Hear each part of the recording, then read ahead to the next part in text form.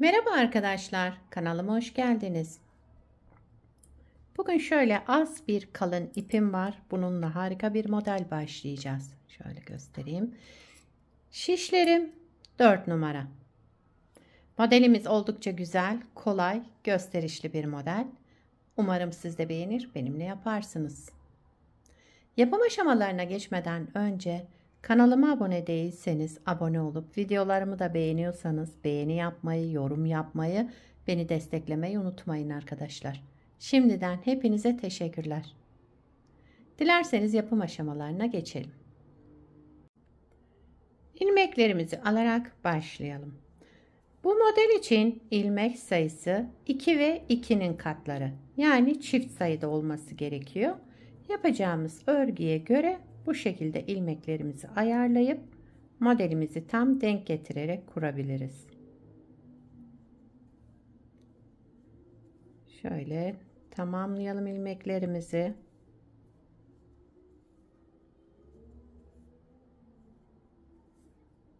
Hemen sayıyorum. 2, 4, 6, 8, 10, 12, 14, 16, 17, 18. 18 ilmekle modelimi anlatmaya başlıyorum. Bu model lastik istemiyor arkadaşlar, ama isterseniz lastik üzerine de başlayabilirsiniz. Ben lastiksiz başlayacağım için şöyle arka yüzünde bir sıra ters örüyorum. İlmeklerimi çıkardıktan sonra arka yüzünde bir sıra ters örelim. Örgümüzün ön yüzüne geçince modelimizi kurmaya başlayacağız.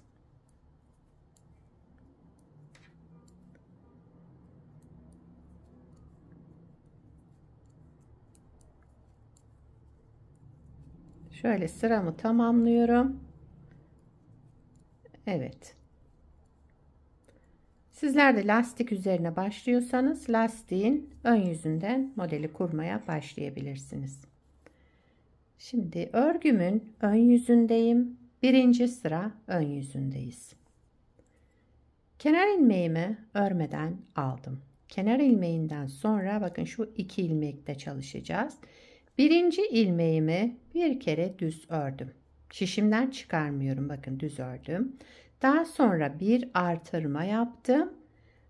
Bu ilmeğin bir de arkasındaki, yani ikinci ilmeğimi de alarak tekrar düz ördüm ve sol şişimden çıkardım. Bir ilmekten 3 ilmek çıkarmış olduk. Pardon, 2 ilmekten 3 ilmek çıkardık burada. Aynı şekilde devam ediyorum. İlmeğimi düz ördüm. Daha sonra bir artırma yaptım. Şişimden çıkarmıyorum ama ördüğüm ilmeği. Bir artırma yaptım ve 2 ilmeğimi ikisini bir aldım. Tekrar ördüm ve sol şişimden çıkardım. 2 ilmekten 3 ilmek çıkardık burada. Modelin ön yüzünde yapacağımız işlem bu arkadaşlar. Önce ilmeğimizi bir kez örüyoruz. Şişimizden çıkarmadan bir artırma, daha sonra bu ilmeğimiz ve bir sonraki ilmeğimizi de alarak ikisini bir kez daha örüyoruz.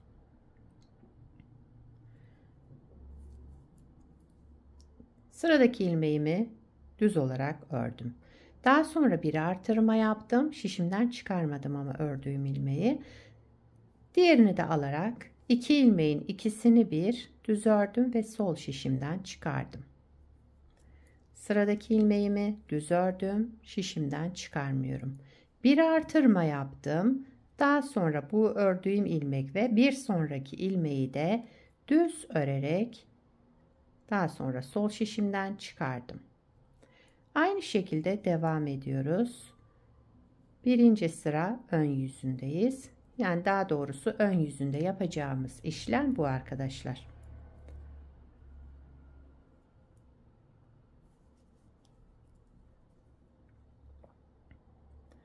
Sırada 2 ilmeğim kaldı. Önce birincisini şöyle düz ördüm. Şişimden çıkarmadım. Bir artırma yaptım. Daha sonra bir sonrakini de alarak tekrar düz ördüm ve sol şişimden çıkardım. Kenar ilmeğimi de düz olarak ördüm. Birinci sırayı tamamladık. İkinci sıra arka yüzündeyim. Kenar ilmeğimi örmeden aldım. İlmeklerimiz bakın şöyle üçer üçer gruplar halinde. Bu üçlü ilmeğin birincisini ters ördüm. Bakın öndekini hemen ters ördüm.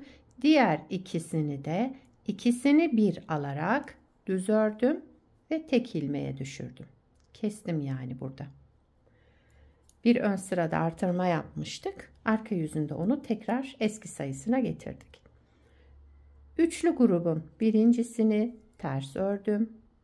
Sıradaki iki ilmeğimi de ikisini bir alarak, bakın şöyle ikisini bir alarak düz ördüm ve tek ilmeğe düşürdüm. Bir ters, bir düz örüyorum ama iki ilmeğin ikisini bir alarak düz ördüm. Bu grupların birincisini ters ördüm. Sıradaki iki ilmeğimin de ikisini bir alarak düz ördüm, kestim yani burada. Bir ters, bir düz. Düzleri iki ilmeği bir alarak düz örüyoruz. Yani bakın bir ters, bir düz. Düzler ikili alınacak. Bir ters, bir düz. Düzleri ikili alarak örelim.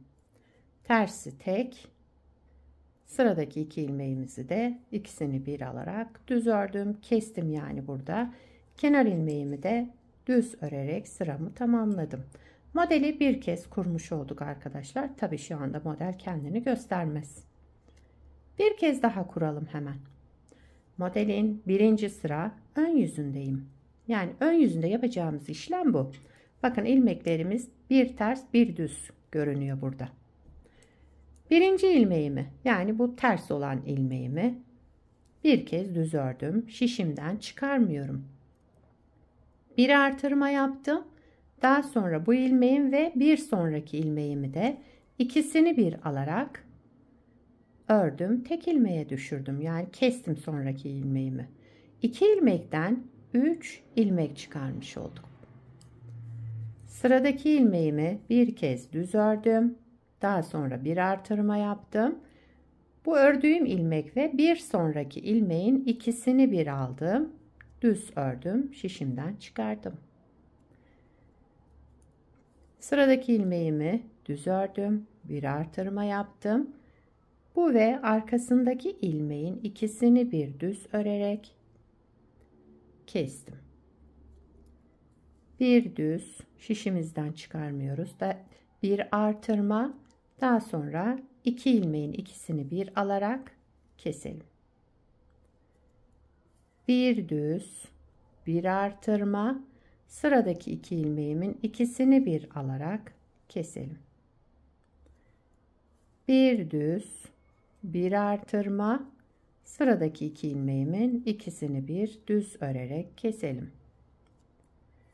Bir düz ilmek, bir artırma, sıradaki iki ilmeğimi, bakın bu ters ilmekle düz ilmeğimin ikisini bir aldım ve kestim, tek ilmek çıkardım.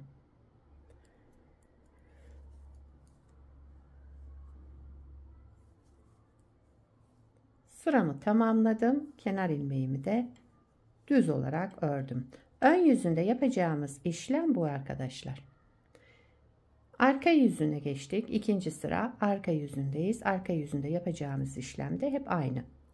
Kenar ilmeğimi örmeden aldım. Sıradaki ilmeğim, bakın ters zaten, bunu ters örüyorum. Sıradaki ilmeğimi ters ördüm. Üçer üçer gruplar halinde. Diğer ikisini de ikisini bir alarak düz ördüm. Tek ilmek çıkardım. Kestik yani burada. Üçlü gruba gelince birincisini ters örüyorum. Diğer ikisini de ikisini bir alarak düz ördüm ve kestim. Bir ters, düzleri ikili alıyoruz. Bir düz, bir ters, iki ilmeği topladım, düz ördüm. Bir ters, iki ilmeği topladım, düz ördüm. Yani kesiyoruz düz ilmeklerde. 2 ilmeği alarak kesme işlemi yapıyoruz. Bir ters, bir düz, 2 ilmeği aldım, tek ilmeğe düşürdüm. Bir ters, son 2 ilmeğimi ikisini bir düz örerek kestim. Kenar ilmeğimi düz olarak ördüm ve sıramı tamamladım. Modeli 2 kez kurduk arkadaşlar. Model böyle devam edecek. Bakın yavaş yavaş kendini göstermeye başladı. Şöyle kabarık kabarık görünen güzel, pıtır pıtır bir model. Bir parçada daha önce örmüştüm. Hemen onu göstereyim size. Bu parçamı da daha önce hazırladım. Bunu beraber yaptık. Evet. Modelin ilerlemiş hali bu şekilde olacak. Bakın nasıl güzel. Şöyle. Aynı ip, aynı kalınlıkta şiş kullandım bu parçada. Tabi ilerleyince daha güzel görünüyor. Aynı şekilde yine ilmeklerimi aldım. Evet, model böyle arkadaşlar. Bu modelden atkı yapabilirsiniz, bere yapabilirsiniz, yelek, hırka, süveter, yetişkin örgülerinde, çocuk örgülerinde hepsinde kullanabileceğiniz gayet güzel ve yapımı da oldukça kolay. 2 sıradan oluşan bir model. Şöyle bırakayım. Bu renk ve bu ipe de çok yakıştı şöyle. Bu ölçüde atkı yapabilirsiniz.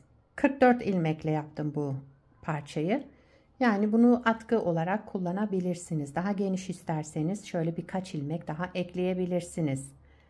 Yani sizin zevkinize kalmış. İpinizin kalınlığına göre, şişinizin, elinizin sıklığına göre ilmek sayısı değişir yapacağınız örgüye göre. Sizler de nelerde kullanacaksınız bu modeli, onları yorumlarda yazarsanız sevinirim arkadaşlar. Yapacak olanlara kolay gelsin. Bir sonraki videoda görüşmek üzere. Hoşça kalın.